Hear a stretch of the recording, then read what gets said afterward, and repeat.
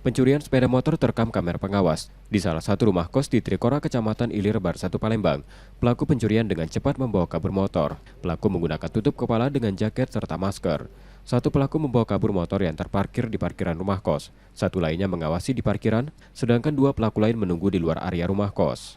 Pemilik motor menerangkan, para pelaku masuk ke parkiran melalui pintu depan dan keluar membawa kabur motor dengan merusak kunci motor. Korban menduga pencuri tersebut sudah mempelajari suasana di lokasi sebelum beraksi.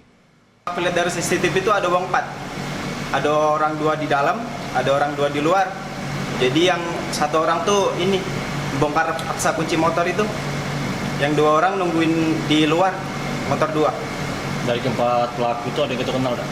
Nggak ada, mereka pakai hoodie sama pakai masker. Ini kejadian yang kedua katanya. Di sini? Pencurian yang ramai di media sosial Palembang itu sudah dilaporkan korban ke Polsek Ilir, Bar 1, Palembang. Muklas Diferensial, Kompas TV, Palembang, Sumatera Selatan.